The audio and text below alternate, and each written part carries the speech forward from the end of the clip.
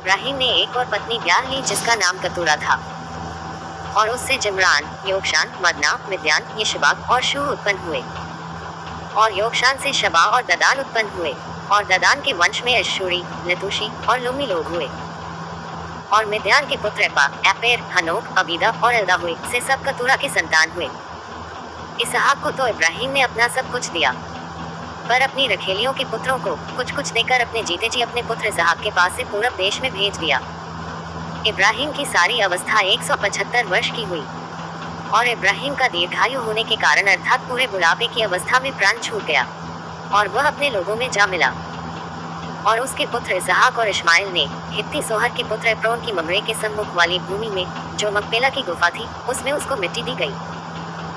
अर्थात जो भूमि इब्राहिम ने हित्तियों से मोल ली थी, उसी में इब्राहिम और उसकी पत्नी सारा दोनों को मिट्टी दी गई। इब्राहिम के मरने के पश्चात परमेश्वर ने उसके पुत्र इसहाक को, जो लहरोई नाम कुएं के पास रहता था, आशीष दी।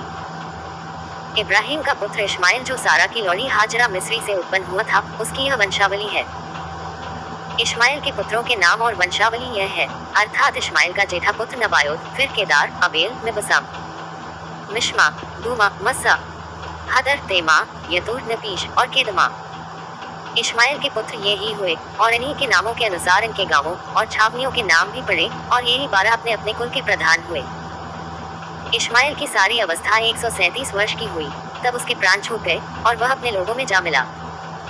और उसके वंश हवीला से शूर तक, जो मिस्र के सम्मुख अश्शूर के मार्ग में है, बस गए, और उनका भाग उनके सब भाई बंधुओं के सम्मुख पड़ा।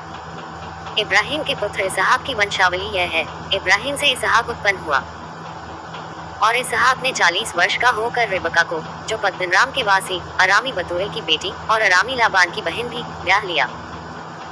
इसहाक की पत्नी तो बांझ थी, सो उसने उसके निमित्त यहोवा से विनती की, और यहोवा ने उसकी विनती सुनी, सो उसकी पत्नी रिबका गर्भवती हुई। और लड़के उसके गर्भ में आपस में लिप्ट के एक दूसरे को मारने लगे।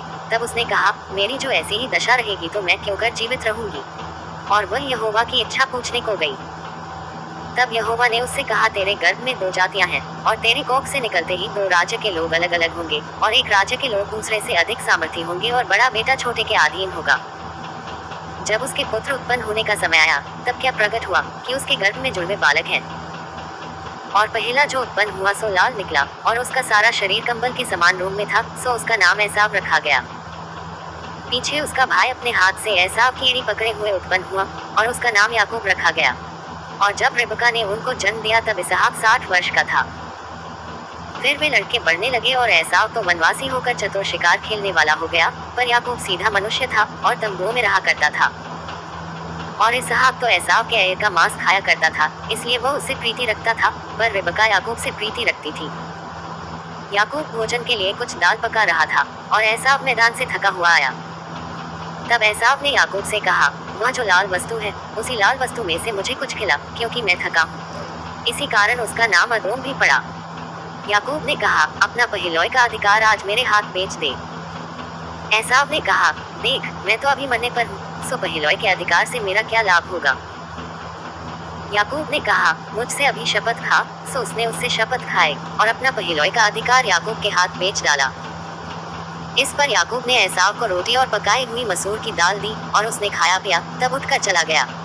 यो एसाव ने अपना पहिलौय का अधिकार तुच्छ जाना।